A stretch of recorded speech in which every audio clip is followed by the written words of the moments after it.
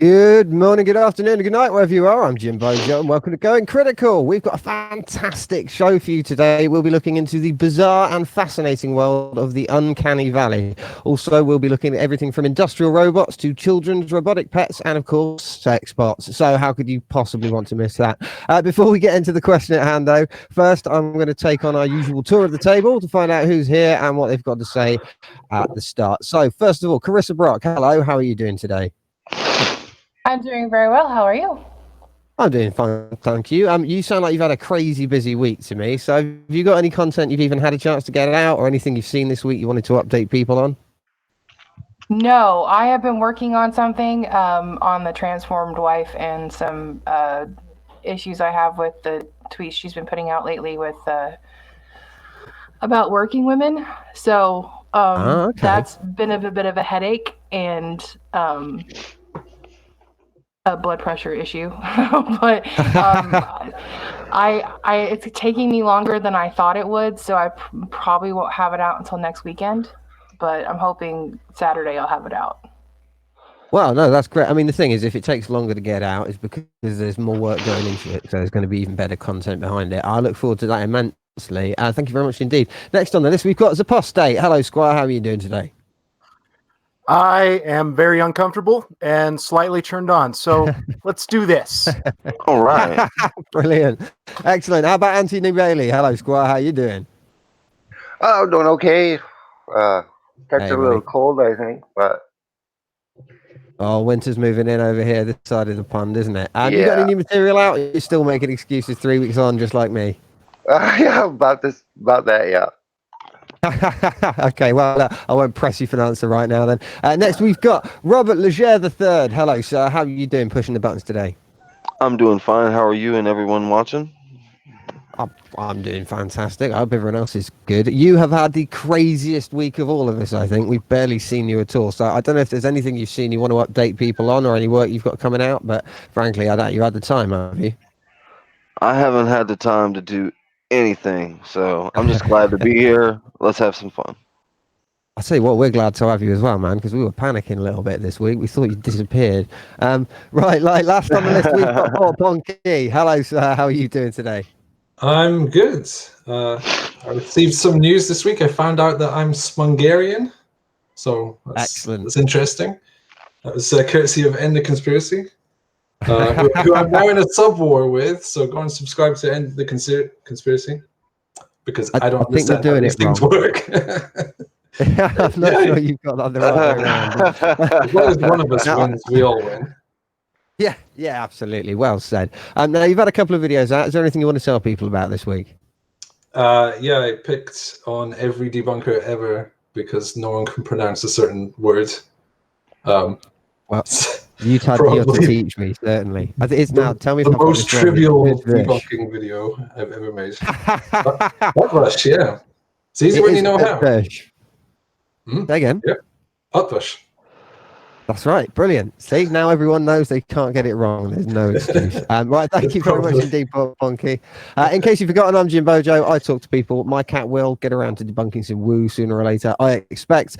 As for us this week, there's no guests because unsurprisingly, we actually don't know anyone who's an expert about sex robots. And we have no corrections to make either, which means either we're perfect geniuses or nobody noticed our slip up. So just to remind you to really stick the boot in when you get a chance, we'll probably correct ourselves or something. So you can do that in the comment section, or you can send us an email the old-fashioned way at goingcriticalshow@gmail.com. Anyway, just this moment, I'm going to throw the controls over to Anthony Bailey, who's got a new creator he wants to tell us all about. Tony, what have you got for us? Well, this week I have a Professor Lyon W. Anchor. He's a relative new creator. He and his wife have been making videos for about a month now. They dive into the scientific aspects of several areas. You could say he does his own experimentalization, using only the best resources and his own observations about the world around him. I won't spend too much time explaining what he does, or if he's good, I'll leave, of course, that up to you to decide. But I find him quite entertaining and humorful. And I'm pretty sure you will too. So With no further ado, Bobby. Yeah, absolutely. Fantastic. Thank you very much, Mr. Bailey. Bobby, I think the first video that we've got on the list is a little clip from this individual. So if you can find that on our complex list of media and hit play, then we can show the audience just how great this guy is. Let me know if this is it.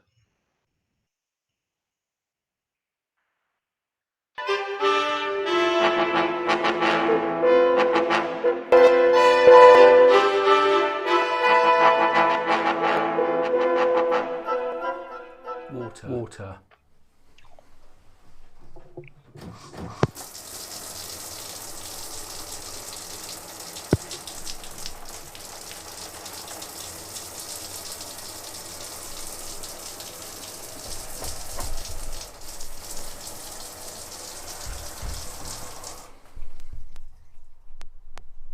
Pussycat.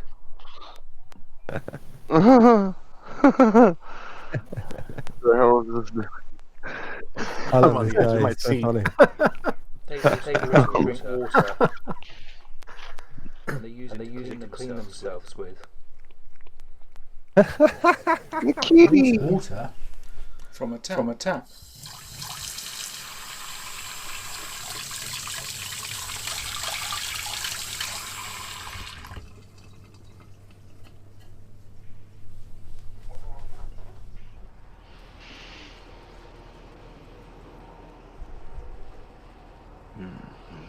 Water. On leaves.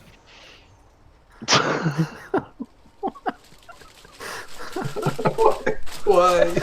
I love it.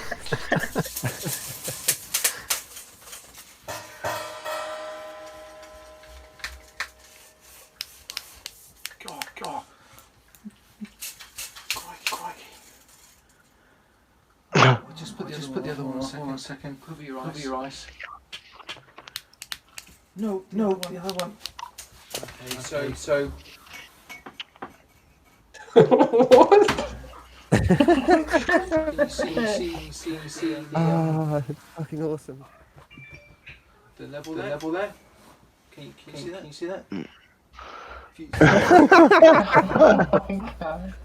Oh my god. No. Face straight.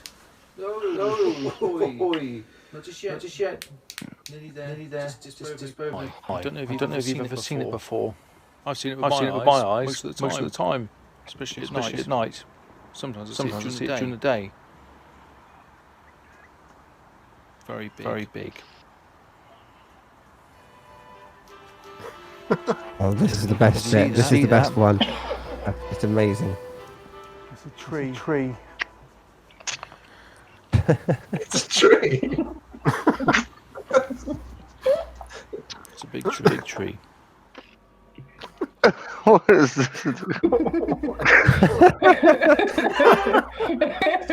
Oh my god, it's just amazing. You've got to get over there because he's got like a few videos already and they're all in this really slow burn style. It reminds me of like 1980s like educational video you'd watch in the classroom where there's that sort of sedate music in the background and slow explanations of everything. Really, you have to watch this guy. It is genuine art. Right, look, thanks again, Tony. Don't forget to check out the links in the description. This guy, he's really amazing. Definitely worth a look. I think that's the housekeeping done. So I'm now going to pass you over to Port Punky. He's going to tell us about the nature of this week's topic, and he's got a little challenge for us, I think. Port Punky. Hi. I'm slightly winging this, but I have prepared an activity. The Uncanny Valley is a unexplained phenomena where robotic, robots, winging it, robots or mechanical devices that appear more human can appear either more comfortable or less comfortable, depending on how human they look, in a way that's slightly unexpected. I'm trying to keep it vague because hopefully this activity will reveal everything. And I'm going to try and present now. I am going to present this graph. Will it work? We're trying risky Will- technological procedures. I will think it it's working. work? I think it's working. Okay, so here Of we course have. it works. I was directly involved. Okay. Of course it was. How could I question you? I'm sorry. Bobby is our super genius producer. Actually, it's worth pointing out he really is good at this. He managed to sort out a whole bunch of technical issues we were having literally 7 minutes before we went live. So, like, quality, mate. Well done. Anyway, put Punky, away you go, mate. Sorry. Okay, here we have a graph. On the x-axis, we have humanness, how human each image appears from 0 to 100%, I guess. And on the y-axis, we have affinity, meaning, are you comfortable with this image? Is it pleasing? If it knocked on the door and asked to use the bathroom, would you be okay with that? That sort of thing. Now, that does go a little bit negative, but it's mostly positive because this is going to be a happy, friendly time. And I have a series of images. The first one is a robotic hand kind of thing. So what I'm going to ask for is how human is this and what amount of affinity do you have? And I'm going to open it up to everyone on the panel, so just shout things at me. Okay, and what sort of a number scale are we looking at? Is it like out of 10 how human or? Well, the robotic hand, I'm going to say that's not human at all. And personally, I don't have any particular strong feelings to it one way or another. I don't really think of it as a creature, more just an object. So I'm going to put that right at the start. 0, 0, let's say.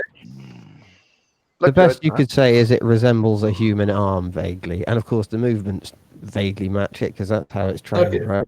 I'll bump it up a little bit then. There we go. Okay, that's that out of the way. Now we have Tom Hanks. He's very human. He's very lifelike. So you think full humanness?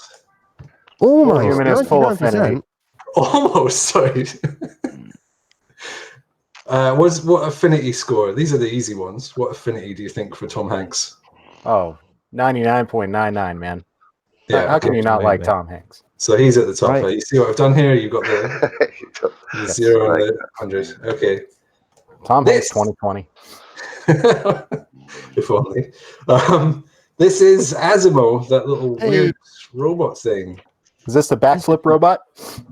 No. The child-sized Honda robot that can run like a man with hemorrhoids and can climb stairs. It is pretty impressive. It can talk to a certain extent, but it's a little bit jerky and slow. But it's kind of cute. It's pretty cool. I'd say my affinity for that's quite high, even though it's not very human. So not very human. So what we're thinking about here, maybe? Yeah, sure. Why not?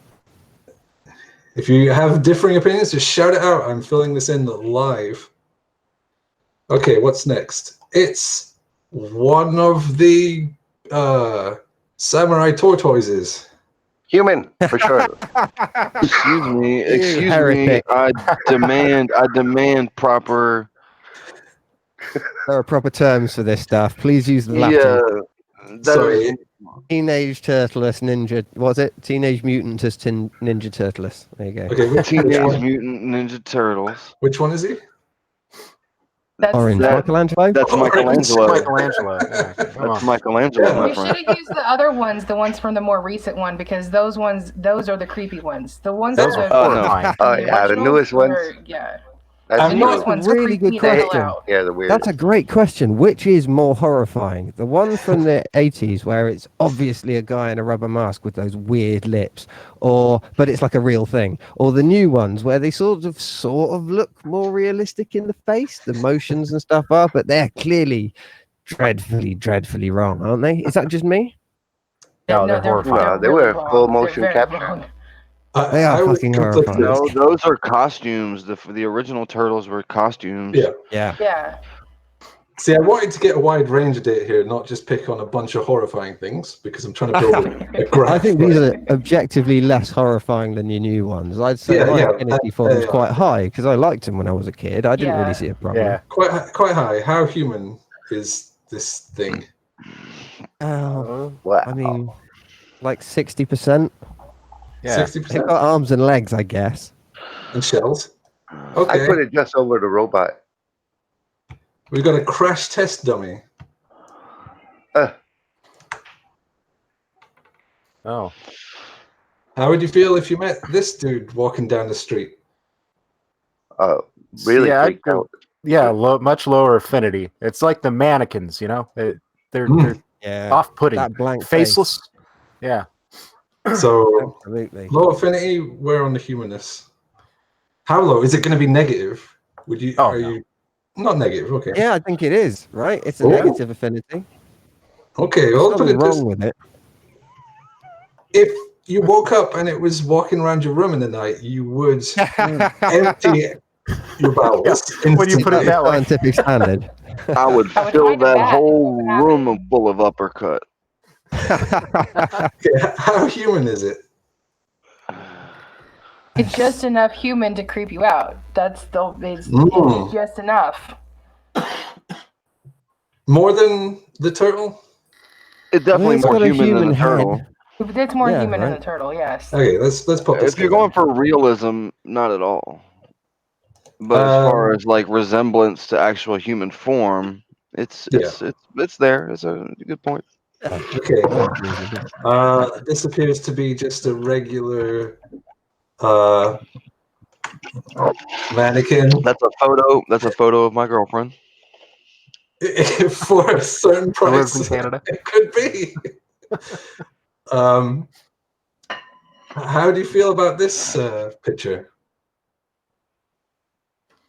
Zapaste. Well, How do you feel about this picture? How do I feel? You know, I'd say humanness is up there, but affinity is low. Hmm. You know, It's not negative, but not negative. No. so about middling, maybe. Yeah, sure. I'm not sure that high. Really? That's quite high. There's something a bit wrong there. I mean, it's mostly fine. It's pretty harmless, but Okay. It's like the It's just open mouth me. thing is off-putting. Yeah. Yeah. Okay, here we have the positronic man, Robin Williams. the positronic. God, you have been. I'm going to eject you from the sci-fi club at this rate. This is not right. What? Oh, because the movie was called The Bicentennial Man. Bicentennial Use Man. his Yes, proper I was name. referring to the original book by Asimov and the other That guy. poor robot. Right. The book was The Positronic Man. Oh man, my feelings about this are really heavily coloured by the fact it's Robin Williams who is an Right. absolute Right. genius. Mm. My affinity's pretty high with that guy, but he's not very human. Less human than a Yeah. turtle. Kind of an outlier. Probably more affinity than the turtles for me. Okay, that's fine. Does anyone disagree? Because if you disagree, you're insulting Robin Williams. Oh. Okay. Nope. Well, that's fine. Oh, this child from the film Oh my god, the Polar Express. The Polar Express. Don't do this to me. Oh, that's the one who talks like this. Yeah. Yes. Yeah. The slightly ADHD kid. So, how human is this? Negative affinity. Oh, I Really? abstain. I can't give an answer. Addie will kill me. I mean, it's more human than the sex thing. It is a sex doll, that thing, isn't it? Or is it just a mannequin? Yeah, it's a sex doll. It is a sex doll. I assume so. In case anyone I'm had at a to figure higher that out. affinity Mannequins than the don't need sex doll, eyeshadow at and least. lippy, really. Higher than the sex doll. Higher affinity or higher humanness? Sorry. Higher humanness, lower affinity. Much, much, much lower affinity. Aw.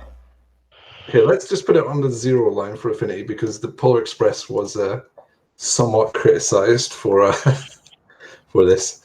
Okay. Oh God, this guy looks terrible. Oh. He needs some sleep. It's a zombie, Ah, a terrible zombie, or is it a zombie? Can't tell. The zombies are the fast ones. The zombies are the slow yeah, ones. yeah. Well, Well, you've got the George A. Romero standard. They're the shufflers. And then you've got the more modern ones, which are the sprinters.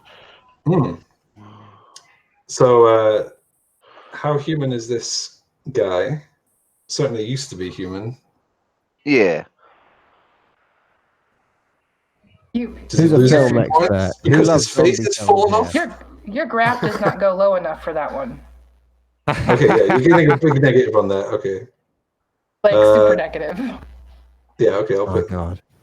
them right down there. Is that okay? Kind of mid. Yes. Has anyone ever Yeah. been to Hide a his music face. festival? It's I've seen the people pretty walking out on the last day because I'm just getting flashbacks. Yeah, that was about right. And I think this might be the final one. It's Sherlock Holmes. That's correct. Finally getting it right. Thank you. So, I'm glad to see you taking it seriously now. He's a high affinity, high realism robot, would be my argument. Very nearly Tom Hanks. It's Mr. Data. How could you hate him? Yeah. Very Right. nearly Tom Hanks. Here, I'll put Tom Hanks in agree. front of him. There we go. The last one. That is the last one. Okay. So that's pretty good results, I think. I start drawing things. Oh wait, I think I. Yeah, there we go. Whoa. Ooh. Here's the kind of. Excuse me. That was just technical art.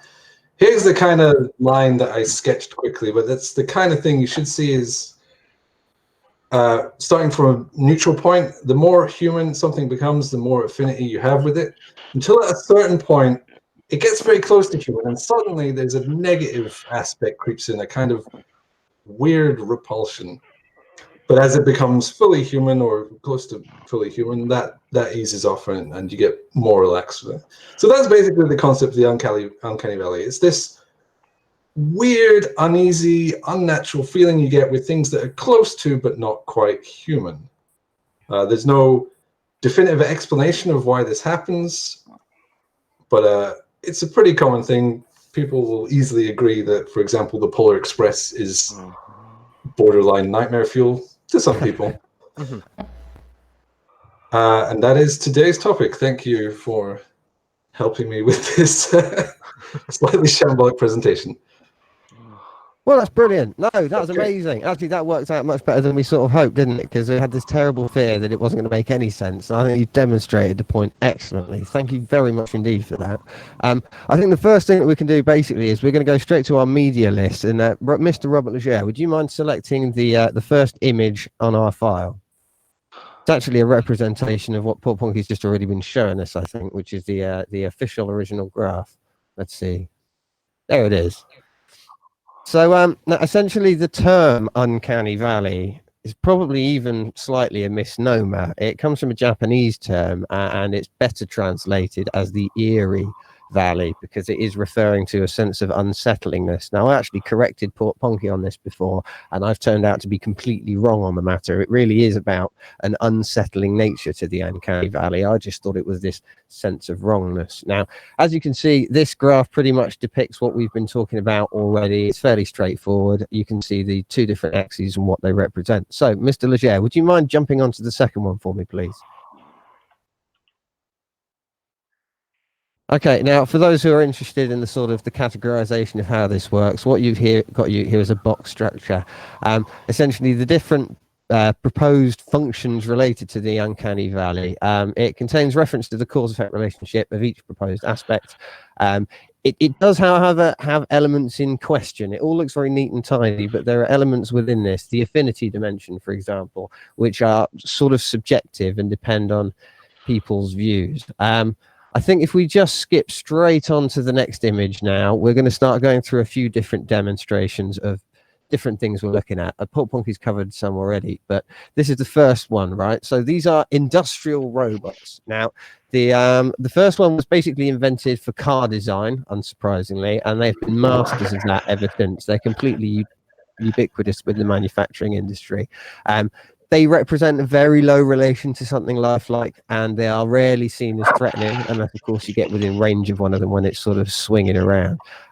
Now, I don't suppose anyone's sort of got any opinions on what it is that makes these so alien to humanity, because, as we sort of already discussed, they are basically arm-shaped, and they're trained to make human things, but there's more or less nothing about them that you would recognize as being very human-like, right? They're just sort of these mindless automatons that are firing away. There's no real threat to them, right? Unless anyone here has a particular phobia of car plants. No. Doesn't sound like it. Fair enough. Well, look. No, but I wouldn't want to walk down that line.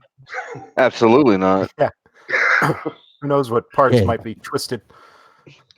You're telling me. I mean, these things tend to carry extremely powerful bits of kit, cutting discs and welders and sort of bending arms and all sorts of things. And they do not. Yeah. They don't stop in the presence of skin. Yeah, you walk down there, you come out like a transformer. It'd be awesome. Absolutely. Yeah. Now, look, the reason I wanted this to be a picture, our very first picture, was because, like Port Ponky showed with his little diagram, this represents pretty much the absolute least kind of recognizable thing. It's a machine. It's automated. It's technically a robot, but it's so far from being human as to just basically be irrelevant. The next picture, if Bobby could put that one on, these are toy robots, essentially. Here we go. Now, look, they've got a few features. I wonder if anyone sort of found out some of the things that create an affinity between humans and machines or human-like machines. It's apostate. Yeah, it's noticeable that one of the aesthetics that they use to, in a stylized manner, to make things more, to increase that affinity is the size of eyes.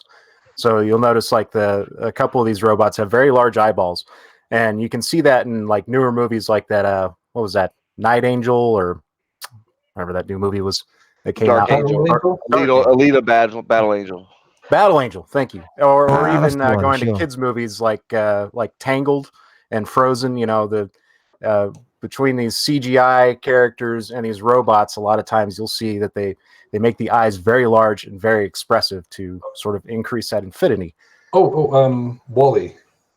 Wall-E, yeah. Pixar. Wall-E, Pixar has a habit of using large eyes on all of their animations. Yeah. Well, indeed, it's often referred to as Disney cartooning, essentially. It's something innate to mammals particularly, that when we see a large eye and head size in proportion to the body and certain other specific features, it makes us think, oh, look at that cute little thing, like it's a baby or something. So we tend to exacerbate those particular features to intentionally force that sense of affinity, because basically trying to make it realistic, we've discovered in the past, has caused some problem.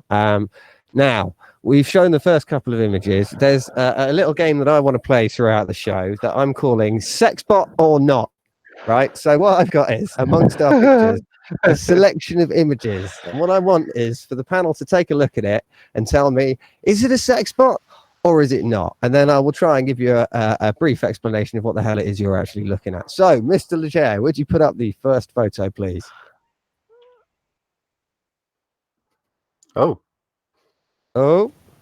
Not. I hope. I would say no. Yeah. That's not. That appears to be the wrong image. That is absolutely the wrong image. That is an Okina mask. Have we skipped one? What happened there? Hold up. No, I don't think I skipped one. No, that's the next image. Hold on a second. Oh, It's on no.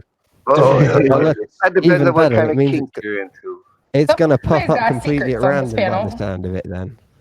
Well, look, this is an Okina mask. Did anyone else manage to find out about these, or would you like me to explain? Anyone?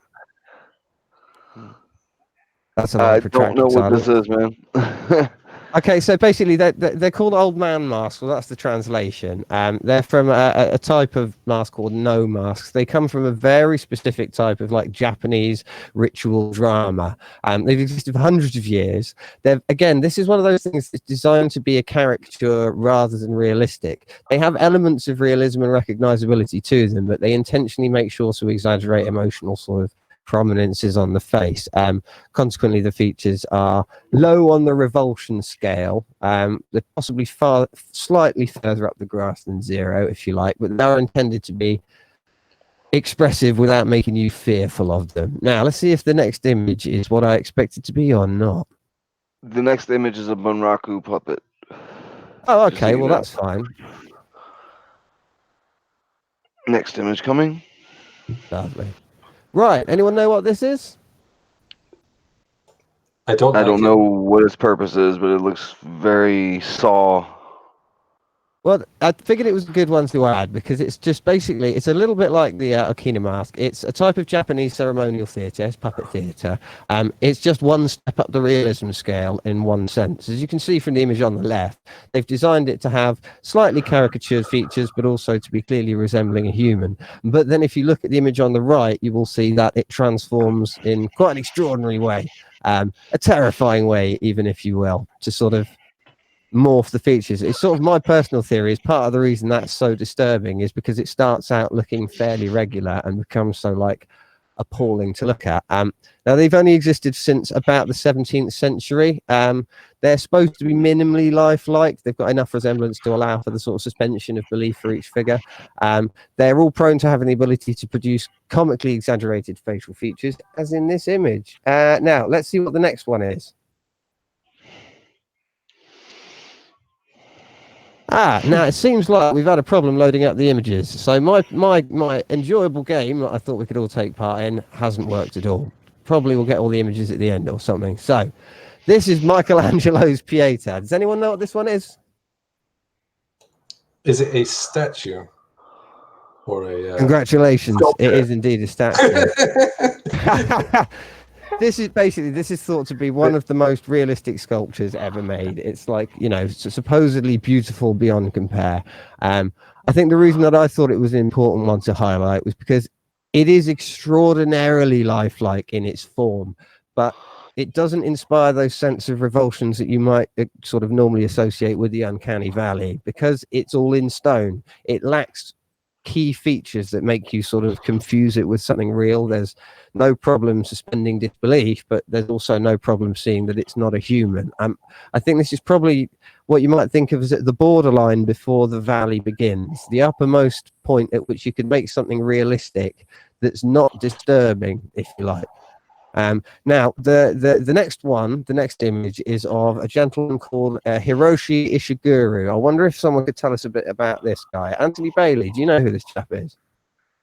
Yeah, he works for a robotics institute, and he made this robot, or he wanted to make this robot, and well, as you see here, it looks pretty much like him because he didn't know what exactly to make one of. But apparently, what I've read, as you can see in his mouth is just a little bit crooked here. Sure. His mouth, the one on the right or left. The one on the left is the real guy. The one on the right is the the robot. And he has had some plastic surgery actually to match his robot. No way. Instead of changing the robot, he has plastic surgery had to change himself to more be like the robot. When I read this, I thought, what? You know, that is an extraordinary level of commitment, isn't it? I mean, good God. Yeah. Okay, so look, these are called gemnoids, right? Now, this isn't the only chap that's built one. His name's Hiroshi Ishiguro. He's the director of intelligent robotics at laboratory, which is part of the Department of Systems Innovations in the Graduate School of Engineering Science at Osaka University, Japan, if you can remember all that. And the first unveiling of his first Geminoid was in 2005. It was called the Replique Q1 Expo. Now, this latest model, the one we're looking at now, this is called the HI2. Now, that name, if you haven't realized, is a nod to his own initials and the fact that it's a clone of himself. It is intended to be the case. As Tony points out, he had some plastic surgery to try and look more like the Geminoid, although if you ask me, it would have been much simpler to do the surgery to the Geminoid, but there we go. There are also several other of these. There's been one which is produced by, I think it's a Danish professor, and there is another Japanese university that's done one the same. We have got some images of those, or some video even coming up later on that I'm sort of looking forward to. Now, this latest model has featured in a couple of TV shows, and it's much more recent. I think this one's from about 2012. I can't remember, to be honest, off the top of my head. I should have written it down. Let's see. This is pretty much at the borderline of what we can make in terms of sort of replicatable humans, but I don't know how everyone else feels. It's sort of creepy to me. What do you guys think? It's very creepy. It looks his robot looks mean. First of all, it just resting. Well, he has resting bitch face. First of all, but the robot looks very evil on top of it. I got to be honest though. Until you said something, I didn't even. I mean, I didn't stare at the photo hard, but I didn't realize that was a robot until you said so. Well, see, this is it. See, now it's. I think the fact that it's a photo adds something to this. Something we're going to come on to later is that motion's quite an important part of this. Now, in terms of other realistic things that we can make, there's a sculptor called Ron Mueck. Now, he's famous for his incredibly lifelike statues, and between sculptures I should say, and between the years of about 2000 and 2003 he made a series of these where they're very hyper realistic, but they play with scale to sort of confuse the mind. They were displayed at the National Gallery in London. Now there were works with names like Mother and Child, Pregnant Woman, Man in a Boat. He's also traveled to France, Brazil, other places to sort of display this work. I wonder, could we put the next image on, please?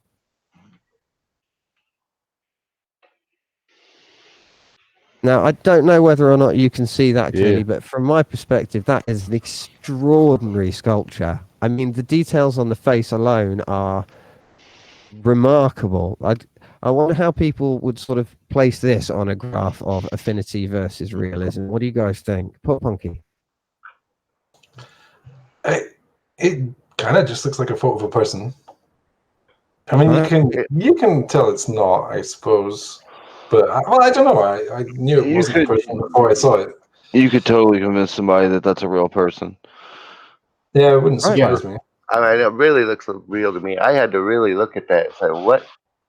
Absolutely. I mean, one wonders whether or not, I mean, because we knew in advance this was a sculpture, it sort of makes it difficult to make the judgment. But what I'd like to try is actually show it to people who have no idea and ask them whether or not they think it's real or not, or what sort of affinity they feel with it.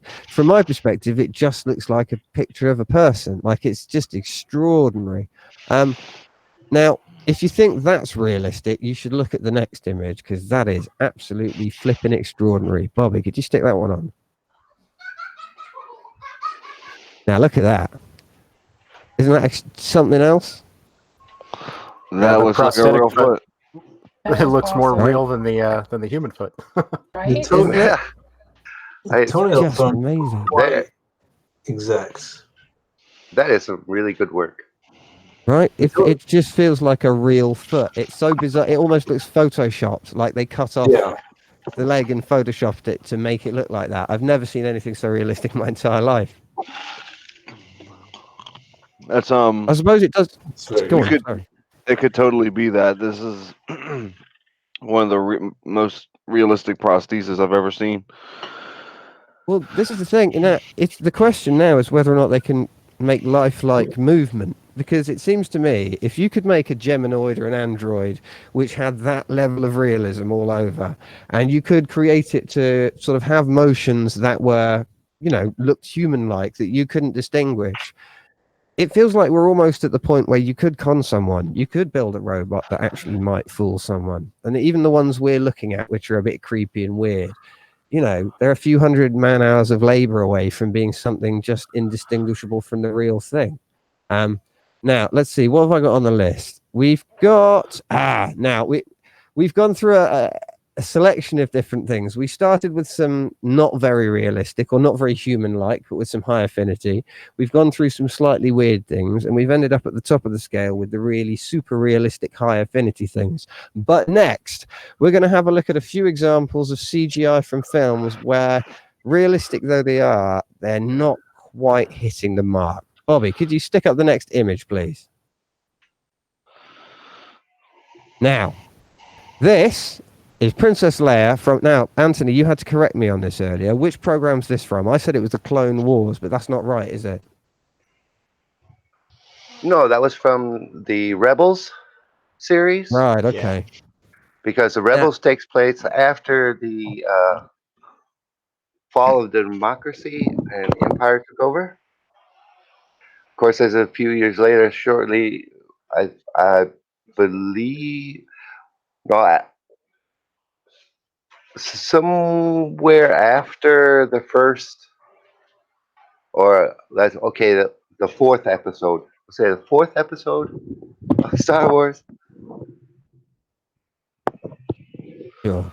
Now, look, as far as I can see, now, Carissa, I wonder, have you seen this television show before? I have not. Well, I've seen it in passing. I know that Sure. they Look, had created it as a way to connect with the rest of the canon that they were creating. well, absolutely. I was sort of banking on you not having watched it, actually. That's brilliant. Because what I want to ask you is, I'm going to show you this picture, and then I'm going to say, Bobby, could you put the next image on for us now, please, as well? Okay. Do you recognise that one at all? Aww, of course I do. She's such a Right? cute face. Isn't it? Isn't it sweet? Now, look, the thing about the last two images, I don't know if you've noticed, but they were sort of a bit Disney-fied. You know, Oh they yeah, made them all most cartoony. definitely. They've got that big eye thing. There's quite a high level of affinity, but they're not actually super realistic. I mean, I don't know if anyone disagrees with me, but that seems broadly like what they were going for me. Now, the next image, Bobby, if you could line that one up for us, I think they get it wrong. Now, who mentioned this earlier on? Was it User Postate? Yeah, that's the Battle Angel movie, which I have not seen yet, but just from the trailers, the previews, again, they're trying to use the big eyes thing, but it just doesn't. Yeah, affinity is low. Let's put it that way. Yeah. See, now it's based on Japanese stylized comics, right? What's sometimes called manga. But the point is that they tend to use this thing where they have very large eyes. And I think that they were trying to go for some weird amalgam of large Disney-fied eyes and the eyes that you get from this style of Japanese comic. And in their heads, I'm sure they thought, no, it's great. It'll be just like Disney, right? It'll be basically realistic, but with big eyes and a sort of a slightly oversized head. People will love it. And then that thing was put on screen at a price of millions of dollars. It's heartbreaking. Now, maybe I'm wrong. Does anyone else see that and think, no, that's fine. I don't see a problem there. Well, it's not that I think it's fine, but then again, you also have artists like you have Tim Burton who use the big eye effect for the purpose of it being creepy because of how they shape the face. So it could be used in your favor either way, whether you if you want to have someone be attracted to it, or if you want someone to be creeped out by it. Like you have the Corpse Bride, and their giant eyes and their very sallow skin and their very thin face like this. She has the thin face with the sharp jaw. That's going to give more of a creepy factor to it. And that may have been what they were going for, because a lot of, from personal experience and from my son being obsessed with it, there are a lot of manga and anime that are not meant to be happy fun time in unicorn or rainbows. So that may have been an aspect, I feel, that they were actually going for. Well, that's a very excellent point, actually. I hadn't considered that. Demonic Davros brings up in the chat that Alita Battle Angel looks just like that in the books. So that's what they were going for, I guess. Yeah, but that's manga style. Well, indeed. Lots of manga looks like that with large eyes, but it doesn't look right as a person. It looks like she's either got a medical condition or reminds me of someone who's very emaciated. It's a bit weird. Absolutely. Well, there was an advert for the PlayStation 1. Wasn't there? There was an advert for the PlayStation 1 back in the 90s. They had the same thing. They had this girl where they'd sort of expanded the top of her head and made her look all alien, specifically to sort of freak you out. I think you've hit it on the head there, which is that they were trying to ape the original style, but when you put it on a real human head, there's something freaky about that, isn't there? I don't know if it's freaky, but it's certainly off-putting, maybe. You know, it reminds me also of... if you've been following the scandal on Twitter with the Sonic the Hedgehog movie. Oh, God, yeah. Because the original trailer for the Sonic the Hedgehog movie had Sonic with really human features, and everyone vomited when they saw it. So yeah, they produced a trailer. So they made the entire movie, didn't they? Yes, they'd have to. Well, they just Okay, yeah, so they rebuilt the character and overlaid it. There's a conspiracy that they only produced the trailer in this style to create the scandal to make the movie more popular. But conspiracies aside, yeah, they bigged up Sonic's eyes, and now Sonic looks fun. Good on them if they did. Yeah, I agree. Look, I hate to be that guy, but when I saw the original trailer, I was one of those people who just puked. I thought, what have they? He's got little weird piggy eyes, and his face doesn't look right, and he's got knees. Sonic doesn't have knees. He's got like spaghetti arms, like Popeye, and olive oil back in the old days. It's not supposed to be a real animal. It's supposed to be cartoony. And the new version, his arms are blue, which is wrong. But other than that, it's pretty spot on, to be honest. I'm okay with it. Am I the only nerd who cares in here? I probably am, aren't I? I love that game. Right? I grew up on that shit. Absolutely. Don't screw with Sonic, damn it. Right. Right, Dr. let's move on. Robotnik. Yeah, right. Jim Carrey is Dr. Robotnik. That's wrong. They call him Dr. Eggman. He's supposed to be this sort of big, rotund, spindly arm. Anyway, I'm sure it'll be fine. Hey, Moving Jim on. Bojo. Jim Bojo, you're being told to look up Cat Shit 1. Oh, Great really? CGI, took over 8 years to develop. Demonic Davros. I will do that. I'll make sure. Cat Shit 1. Cat shit one. Okay, fair enough. Thank you, Demonic Davros. Is that a prank? It Yeah, says this is what I'm I'm concerned about. pondering it. It doesn't sound right. But Well, how are we Davros feeling so usually- far? We've seen a few sort of images. Are we getting the picture of what we're aiming at with this episode? Which is that there's this two-part scale about affinity. The general sense of feeling a sort of a familiarity and someone give me the word for this. You know what I mean? Man, Like someone with Go on. I came for the sex bots. What's going on? Well, this is it. I've got all the images loaded up, and they haven't. I gave all the images in order, and they're not where they're supposed to be. So I don't know what technical difficulties have arisen this time. We'll have to find out at the end, I guess. It might just be that they've all loaded themselves onto the end for some reason, but I can't think why. We'll have an ultimate showdown at the end. I've noticed that you appear to have labeled them 4A, 4B. Like they have and I think So that's it may what's have happened. listed them all at the end then. We'll find out. Right. This is the ordering process on two different programs. It's confused it. In which case, we'll just get an orgy of sex bots at the end, which is even better, right? Bring them on. Woohoo! Yeah. Stay to the end of the video. Like, That's too much. subscribe, and stay to the end. You'll get sex bots, and it'll be weird and awkward. Fantastic. Right. Well, look, in the meantime, let's see what the next few images are. We've got a couple more. What's the next one? Oh, there he is. Poor Ponky, who's that? How dare they? It's from the Polar Express. I never watched this movie because it scares me. It's a good movie, but it's creepy, man. The animation is just off. It's those eyes. Something man. about their dead eyes. Right. Yeah. So is this Tom Hanks' character? Yes. That's right. Yeah, one of One them. One of we them. rate There's like Tom 4 or Hanks? 5. Wait, Tom Hanks is in this movie 5 times, and people still found it creepy. Yeah. They really No, here's the thing. If you actually watch the movie, it's very good. And the thing about it is that the realism really makes it easier for people to see the more dangerous aspects of it, like the kid walking in like ankle deep snow on the top of a fast moving train.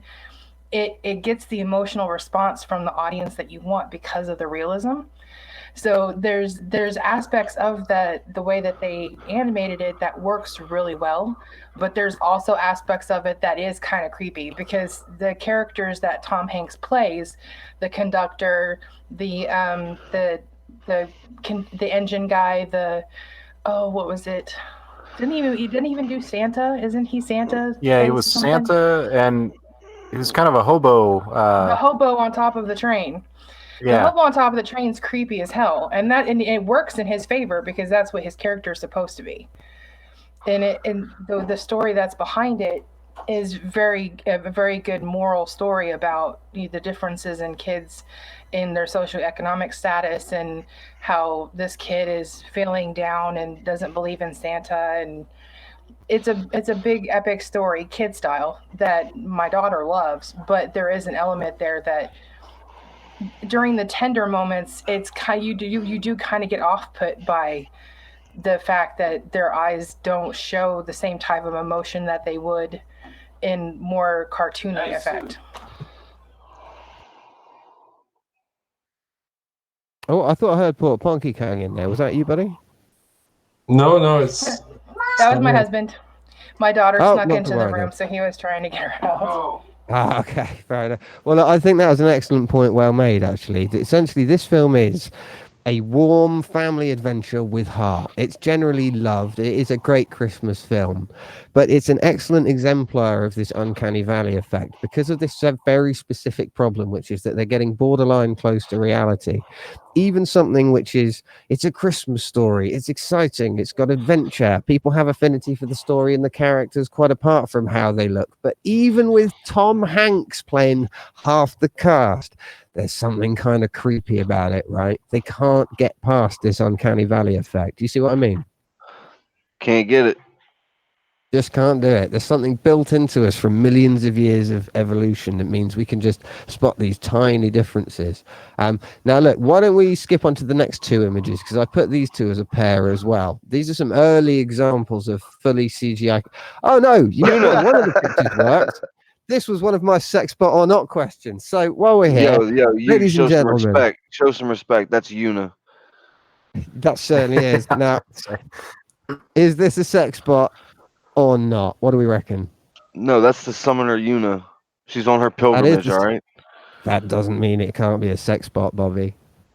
How dare you? I've seen the internet. I've heard of Rule 34. How They dare can dress you her all? up. Well, I Well, imagine this is just a sculpture for like a Comic-Con or something. Or is it a sex Well, spot? I don't. Well, I vote no. Before you go, it sounds like everyone's given this a unanimous no, and I'm glad of that because it's not even a doll. That's a real person in cosplay. I thought It was so. supposed to be a Whoa. wild card to Thank see if anyone God. recognised, but it was supposed to pop halfway up through the list, but because of our editing issues today, obviously that's the first one you've seen. So yes, congratulations, you can spot a real human being. Let's see what the next image is. How about this one? I think that's a sex bot. Do you think? That's a sex bot. Well, is it a Are robot? you sure?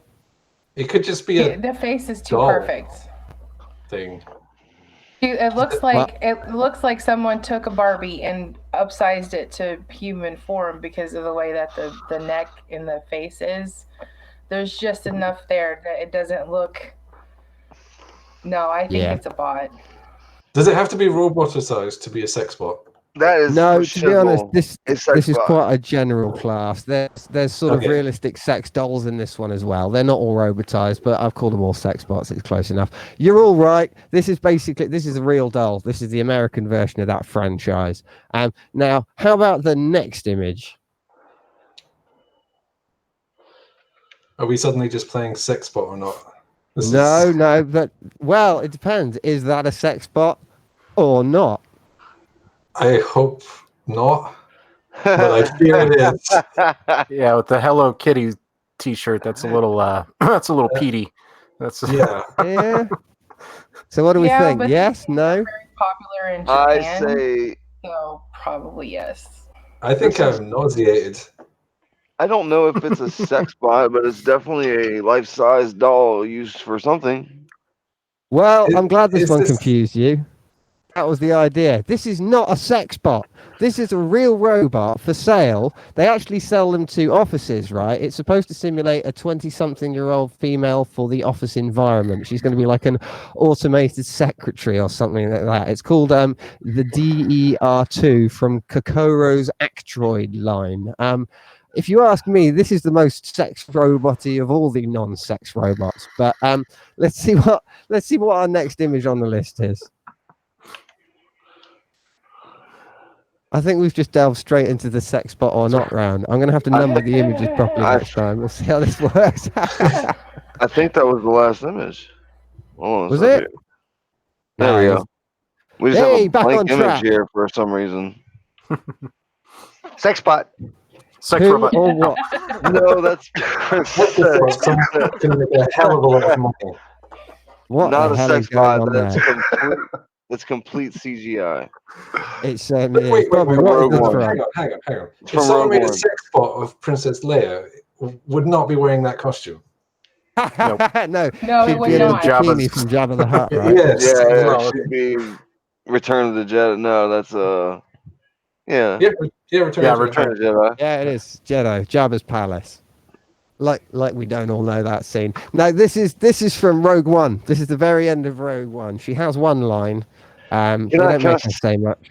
Go on. Can I say something? Ladies and gentlemen, Rogue One is the best Star Wars movie ever.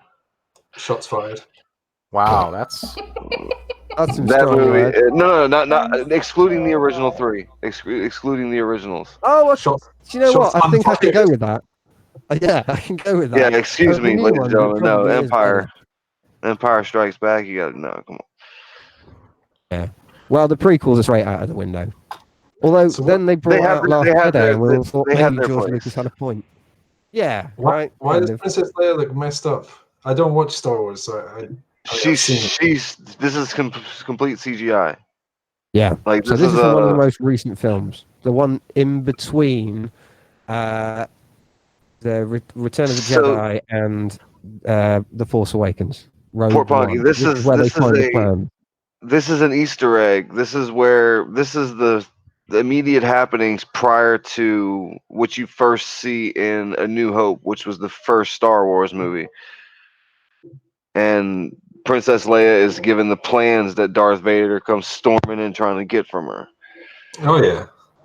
And so they had to make Carrie Fisher look 30 years younger, and they opted to do this instead of makeup because, well, there's only so much makeup can do. Carrie Fisher was 70-odd years old. I mean, with the greatest will in the world, she was never going to look like the original Leia. But yeah, I think they went for a body double with CGI elements on it. Her bone structure wasn't even her bone structure wasn't even the same anymore. Look at the cheeks, she could never make up to get back to that. But no offense, neither could anybody else. So it's nothing against her. Yeah, oh, absolutely. Now, I think the next image, if this works, is going to be another image from a similar film. Or is it a sex bot? I've got no idea now. Yes, it is. Right. Tarkin. Grand Moff Tarkin. Peter Cushing. Although not actually played by Peter Cushing this time. Right? No, Peter Cushing is dead. Yeah. Now, does anyone know anything about this before I ramble on? I can hear Bobby probably knows quite well. I'll let somebody else go.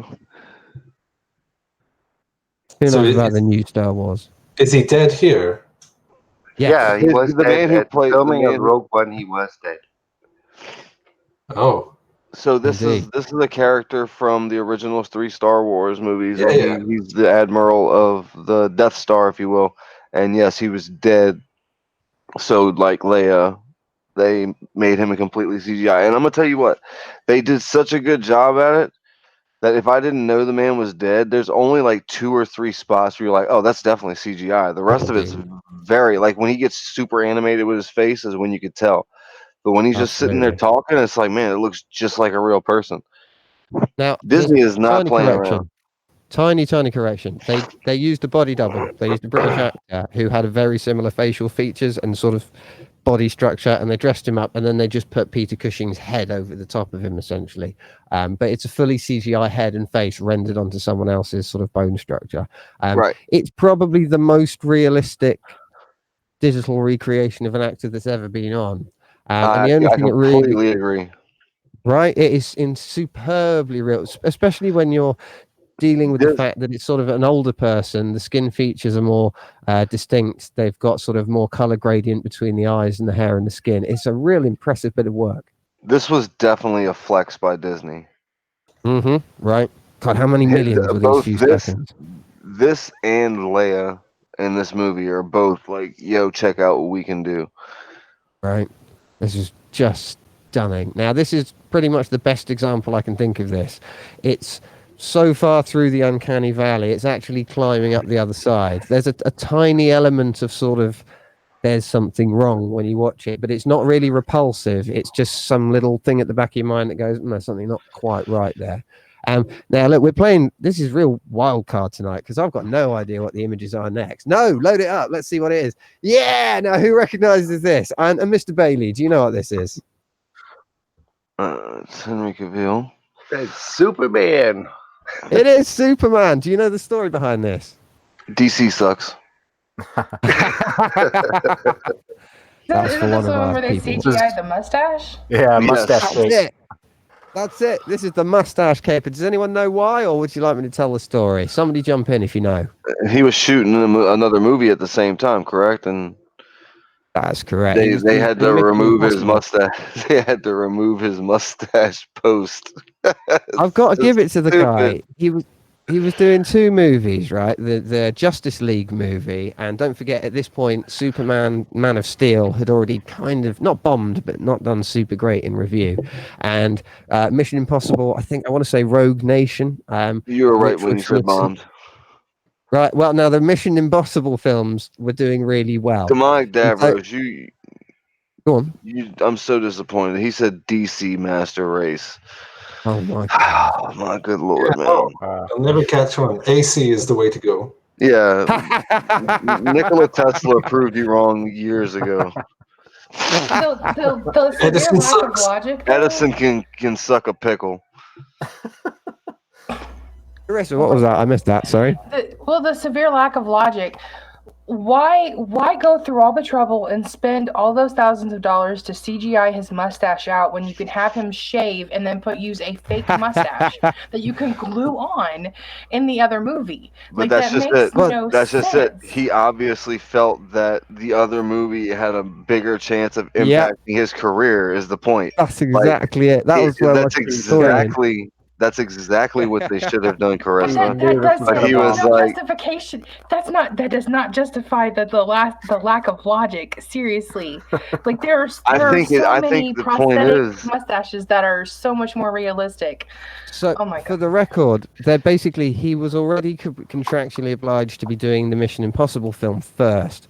So they Right. wanted to get onto the shooting schedule of the Justice League film, and the only way that they could convince him to do that was by letting him keep the tash. It's also worth pointing out that after the horrible fiasco that was Superman's top lip, some kid who I believe was from Pasadena, who was about 16, did it better. took he took all of the offending scenes, put it through Photoshop 2015 CC, and made it much better over the course of his weekend. So it's not like really you can even blame Master Henry race. Cavill for choosing it, right? I Master mean, just DC race. screwed the pooch so badly. Look at Master him. Race. Look at They him. can't even CGI a mustache. What a nightmare. Holler at us when DC gets a new CGI department. Wasn't my this Warner God. Brothers? I can't remember. Isn't it Universal? No, I don't know. I think it is Warner Brothers. I think it is Warner Brothers. I'm pretty sure Warner Brothers has the licensing for all of these characters. Oh man. Yeah, they're not that great when God. it comes to CGI. So They really don't get it right. I've not seen this. Was there really, CGI is super expensive, you guys. Like top notch. was there really? Warner Brothers has Disney money, so they Hold have up, no hold up. excuse. Let's not step on poor Punky. I'm just going to ask stupid questions. I was going to ask if there's really a scene where Superman is chased by a giant visage of his own head.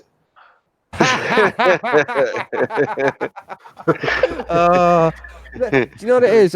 It's because with the DC film universe, they thought they were going to be able to cheat their way through it, right? One of the easiest ways to make CGI slightly more realistic is to do everything in dark environments with orange lighting because it hides some of the sort of the errors. And they thought we're going to make gritty, super realistic sort of superhero films like The Dark Knight, and it'll be fine because we can do our CGI a bit cheaper, and it'll be fine. They And try to blur the almost straight edges, away. yeah. Right, absolutely, and everyone just went, "Oh, it's dingy and crap," and they've been trying to catch up ever since, and they failed horribly. I think Look, it's about I'll give them one thing. I'll give them one thing. Wonder Woman was surprisingly very entertaining. Oh yeah, but other it's than quite that, brown, man, though. the whole series is. I mean, Wonder Woman is an exception. It's a really good film, actually, but it's still got that horrible brown color palette of all the DC films. They tried to brighten it up, but This is true. Terrible. Right, They do that. They do that to accent their superheroes when they're actually on set. They have their colors stand out supremely. By having everything else dull, and I just think do people really need that? You know what I mean? No, I think you're right there. Can we see what the next image is? I can't remember, and frankly, it might be a sex bot at this point. Let's do a surprise. It's Scarlet. Scarjo. Right.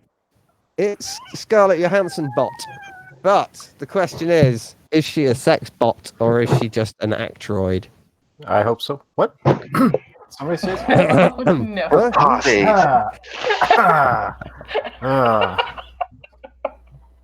The My wife isn't in the room, but I'll go. Sir, I Any am final appalled. guesses? Yes or no? Who thinks it is a sex I bot? think that this is not a sex bot. This is I don't probably think like a wax sculpture or something. I don't know. I think it's Okay, not right, a sex bot because it's first It's of all, it's a clothes real on. person, and it's a notable person. I don't think Scarlett Johansson or Johansson, whatever, said one day, "Hey, I should make sex bots of myself and sell them because I don't have enough money and apparently have very weird standards." Marvel Well- Girl has a question real quick. Yeah. She's asking what you guys think of the work Marvel does with their CGIing. It's like it's Captain much better. America. They've nailed the Again, cartoon aspect. It's bright, Again, it's that- vibrant, it's attractive to look at. Yeah, old Captain America in Endgame was fantastic. That CGI, face overlay was you couldn't tell. That was great. Well, even That was Captain amazing. America in the original when they superimpose his face on that skinny yeah. little dude. Yeah, I mean, that was 10, amazing. 12 years ago. And don't get me wrong, it looks odd, but Yeah. it's well done. Yeah, absolutely. Yeah, not bad. The what am I thinking of? The reality scenes with Thanos where he keeps all their CGI work is incredible. The scenes, the special effects, They the owe human. a lot to James Cameron there, who invented that sort of face Well, motion everybody capture does. technology. Because Avatar's an example we haven't brought up yet, actually, of perfect things where they specifically designed characters to have that affinity charge. Huge eyes, huge lips, sort of big head to body ratio, slender, graceful looking creatures. And they had the most expressive faces I think anyone had seen in CGI up to that point because of this tech. And it's exactly what they used for Thanos, who, I don't know if you agree, he just looked incredible, right? You could see the tiny details of the expressions on his face as he was talking. It didn't feel like CGI. It felt like a massive purple dude, right? Absolutely. And I'd like to point out again, Josh Brolin is the man. All right. Yeah. What a dude. It was great. Yeah, Thanos in the earlier, I forget which movie he shows up in the end credits on. Guardians of the Galaxy. It was Guardians, okay. The difference between that first Guardians movie and Endgame and Infinity War, you can tell the leap in CGI that had gone on between just that time. Like, it was so much better in Endgame. Well, like you said, expressive, and you can see little imperfections across his face, and it was great. That's two different people, by the way. The guy at the end of Guardians of the Galaxy is not Josh Brolin. Yeah. And yeah, obviously I thought he had the role the whole time. No. He was cast later. You've forgotten the Green Lantern. The Green Lantern film was the first Marvel film to feature Thor at the end, the Thanos at the end. But everyone forgets it because it was a nightmare, horrendous film, and no one wants to fucking remember it. But that is the very first Marvel end credit scene featuring Thanos. Well, but it wasn't in that timeline, correct? Yeah, I mean, I'm not hardcore enough power nerd to know that. All I knew was the one little fact, I'm afraid. So you'll have to turn to someone else. Maybe Marvel Girl will know, right? Marvel Girl doesn't know anything. Fair enough. Well, look, let's answer this question about Scarlett Johansson while we're here. The answer is we don't know. This is the anthropomorphic robot Mark I. It was built by a robotics expert and a fan of Scarlett Johansson for a price of about $35,000. He did it himself. It's also worth noting that it's capable of basic human-like interactions and programmable commands and responses. I bet it is. Essentially, no one knows, but unfortunately, it's probably a sex bot. I think for legal reasons, it probably can't be, but I think we know. I think she sits there. Look, she's got like a summer blouse on. No, man. She sits there and has tea. Some old guy just sits across the table from her and drinks his coffee. You think? Don't kink shame people.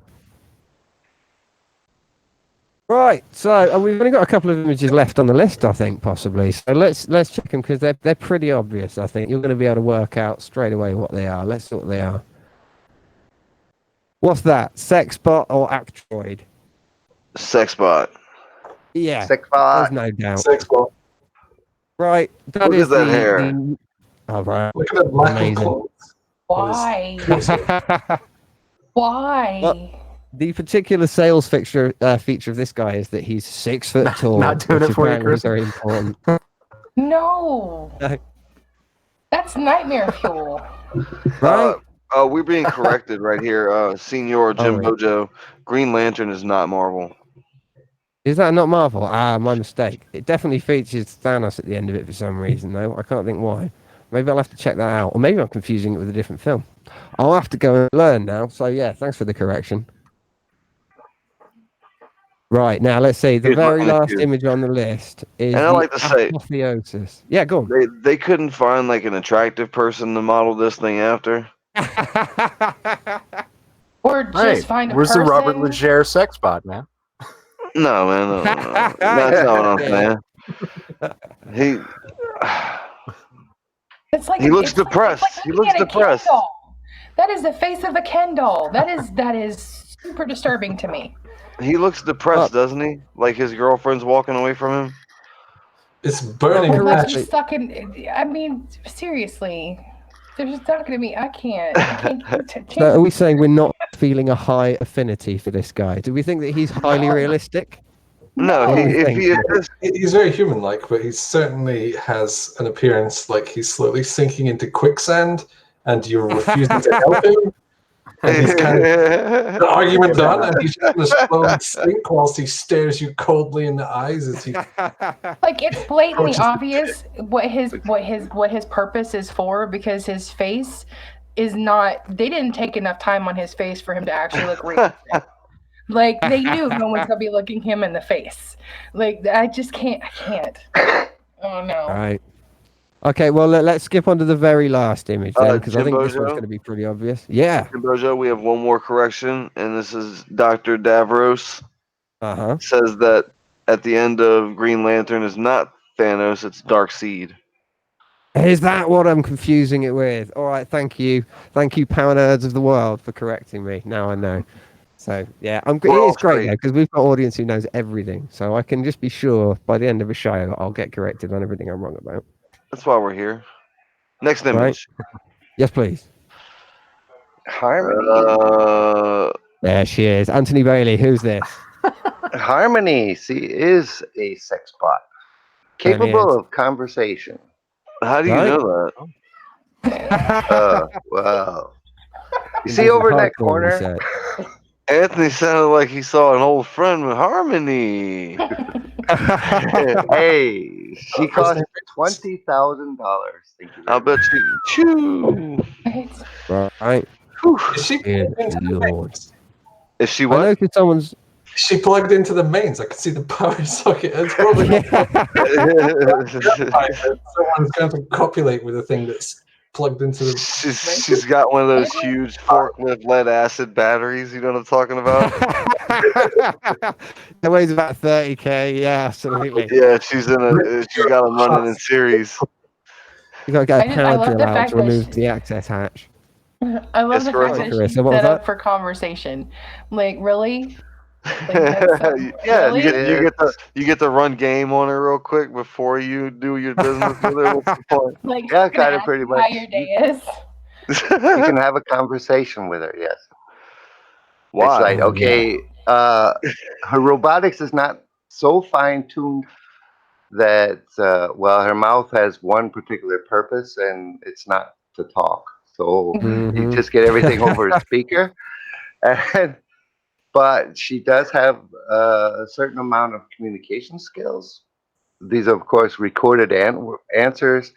She also can, well, let's say her line, because you can pick and choose the type of facial styles, hairstyles, breast size, butt size, height.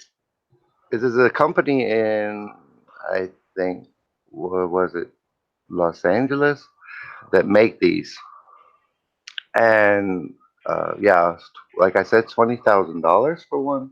Yeah. Wow. And they aren't truly mechanical in the sense that they don't really move. Yeah. But they're there. They serve a particular purpose. Yeah. I mean, if we're It's completely honest, it's not totally dissimilar from like a posable action figure with a string on the back that will give it a sort of a list of recorded phrases. It's got a certain amount of like, if you say this, it will respond with this, and you can program it to respond to specific keywords and phrases to certain things. As you say, it's more or less just sort of a point and click interface, if you like. I do notice that someone's decided to store that one in the cupboard for some reason, which says quite a lot, I suppose. I got the worst question ever. Go on. So you say it's like it can say lines, presumably through some sort of speaker. Yes. Yes.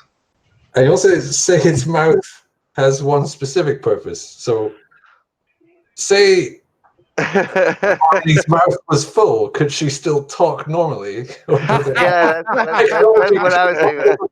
When her mouth full was For spoken. example, should she be? Yeah, like cake. That is an interesting question. Because that would be real creepy if it's like, "Hello, how are you?"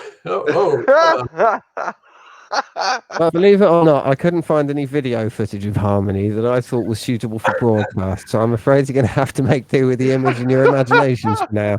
But I'm sure you can imagine that when she's talking, the jaw just basically flaps open and closed in a completely scary manner. Am I doing it right, Daddy? Oh God! You're more or No, the less mouth got it doesn't there, move. yeah. I'm looking Pretty forward much. to sleeping again. But that's the thing about the sex box now. They have very limited interaction because they are made for Because they're objects. one particular purpose. Right. But eventually, they will have more interaction, more movement, as the fine mechanics or the micro gears and stuff like that are being better developed. You will have this movement, so to speak. Yeah. Well, I mean, don't forget, we've had this conversation before about how the porn industry drives technology forward, right? So when it came to Betamax versus VHS or high def DVDs versus Blu-ray, the deciding industry was always the porn industry. So it's just possible that the highest quality androids that we come up with will be driven by the sex industry. Because let's face it, this is just humanity all over this sort of thing, isn't it? Now, Bobby, can you tell me, is this the last of the images? Because I think we've just got a couple of videos left, if it is. I'm pretty sure that's the last one, isn't it? Let me double check it. Lovely stuff. Can I answer a question in the chat real quick? That is it. By all means. Okay, Irish Stew. How many hookers could you buy for the price of the doll? Well, as a matter of fact, in Barcelona, there is a bordello that offers these dolls for the same price as a hooker. Right. So there you go. Also, didn't you tell me that there are bordellos which exclusively offer sex dolls and robots? No real people at all. Like, it's just a case of going in and having sex with furniture. Was that you who told me that? I hope someone was. That's the one I almost just wholesome, all of a sudden. There you go, Like- Paul Punky. It's almost wholesome. Really? Kind A of. bit messy for that. It's awful, of course, but it's kind of because it's just furniture, right? Furniture. Yeah. That's cool. Yeah.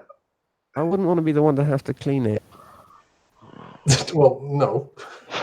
Right. Anyway, Bobby, we've got a couple of videos left on the chart. They're not very long. I wonder if you could sort of stick up the first one for me. Here comes video one.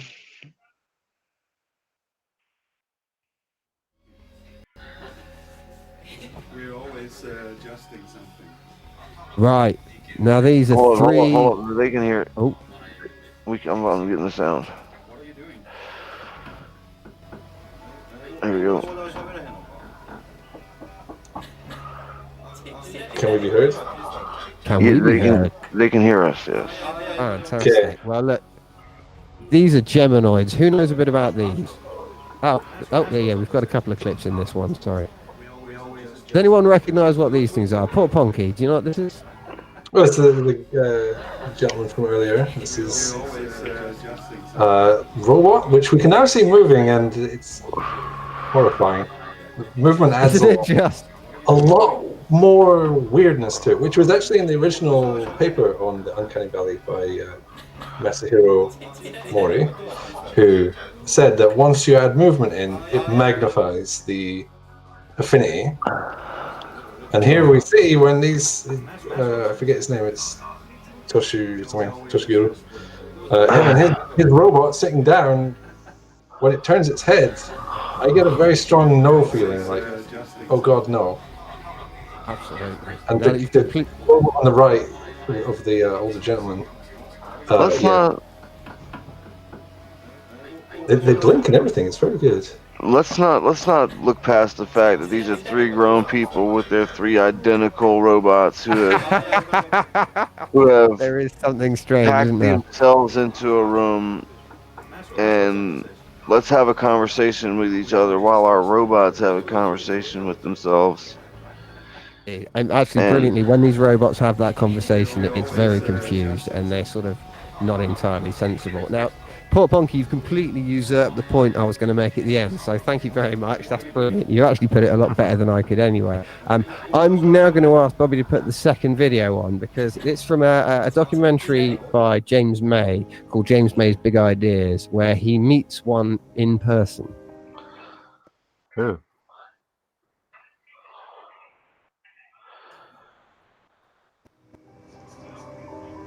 Oh god. Right now, the closer you get, the more you realise. Is there no sound? Hair. I don't know. There should be sound. Apparently, they can't hear it. But all he's really saying is, "Wow, this is creepy." Something that you can't tell, possibly because of the definition of the video, is this is a really lifelike skin and face features. Like to look at the image we looked at earlier on, it's very difficult to distinguish that it's not actually a person unless you know. But as you can see, as soon as it starts moving, like some freakish ghost train ride at the fun fair, like some weird skeleton lurching out from the walls on the string. Look at those. Look at it blink. The eyes never close. My God, it's horrifying. What? And there you go. You can see James May's reaction now as he's completely freaked out. Oh my god. Right, Yeah, there man, you go. Right, that's the end of the video. I'm worried it's Jared. I wouldn't want to have a conversation with one of these. I'm not scared of it. It's just I don't feel the need to advance this agenda. Indeed. Well, look, it's a good example to finish this sort of madness on, because the chap involved, his name is, I believe, Hiroshi Ishiguro, possibly. I'll have to double check that. He specifically created these Geminoids because when he first got into robotics, he thought that the best kind of androids would be the ones that really closely resembled people, that we'd have the most affinity for it. But of course, over time, this idea by Mori about the uncanny valley has been very important. So what he's doing with his Geminoids is trying to work out which elements are the things that we find affinity for. It turns out things like we recognize eye movement really clearly and head movement. There are certain parts of our brain that are really programmed to see this. Now, I don't know, you can see the image that's displayed in the top right-hand corner of the screen. Bobby, is there any way you could full screen that for me a little bit? Brilliant. Now, this is the original projected graph. Now, Port Bunky, you were telling us about this. Essentially, the original thought was that the movements would amplify the affinity, correct? But as I think we've all seen, it actually has the reverse effect.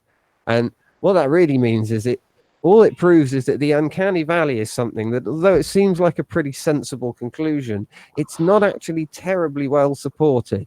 There are certainly pieces of evidence which seem to point that way, but that graph can be completely thrown off in a number of ways. I think when Port Ponky first did the experiment at the beginning, you could see that although we were following the general trend, there were outlying features that were very subjective to the individual, right? Now, Port Ponky, perhaps you could sort of elaborate on that a little bit. Did you find anything out about how the motions affect our perception at all?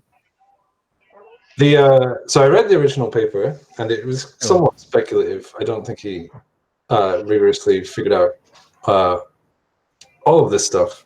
And in fact, he says at the end that it's kind of there are elements to it, and he doesn't really know exactly what it is. When I did the graph at the start, I did pick things that I thought would fall fairly well across the curve, but there were some things that I took out because I knew they would be outliers. And Wally was one of them. I had Wally in there, but Wally's not very human, but I think it's got the right elements that we have a pretty high affinity for it. It's a cute little robot. It's a cute little film. So there's definitely ways in which you can manipulate things that totally fall outside of this supposed line. Although I will say the line seems to be a fairly good sort of guesstimate for what's going on. Oh yeah. Well, absolutely. I mean, I think a key finding of looking into this has generally been that the uncanny valley doesn't appear in every study that looks for it. And when it does appear, it doesn't always appear with equal intensity. But when it does appear, it always follows this recognizable pattern.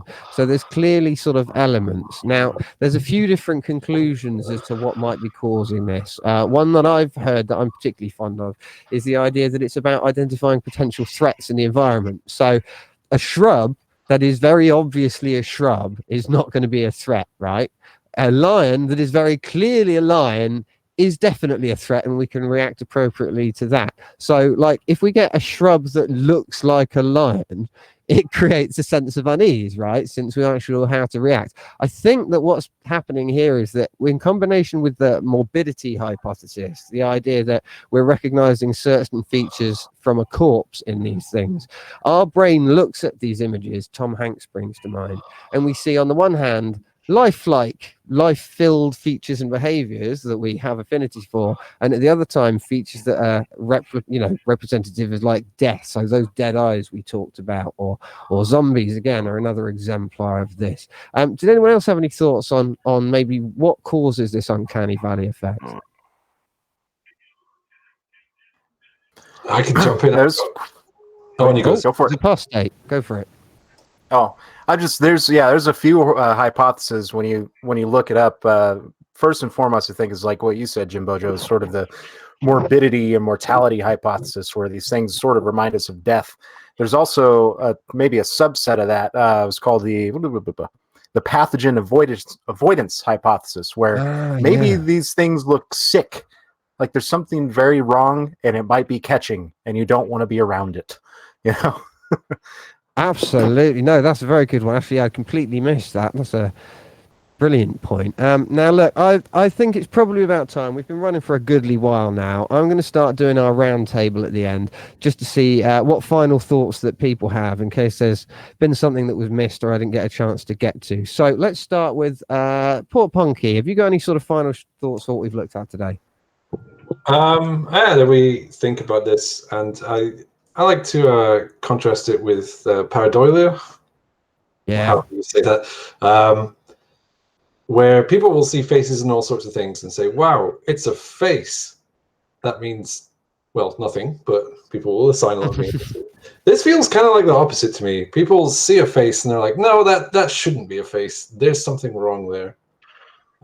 Yeah. I buy into the corpse idea. If it looks like a corpse, you don't like it. That's something that's ingrained into us as humans over many thousands or millions of years through evolution.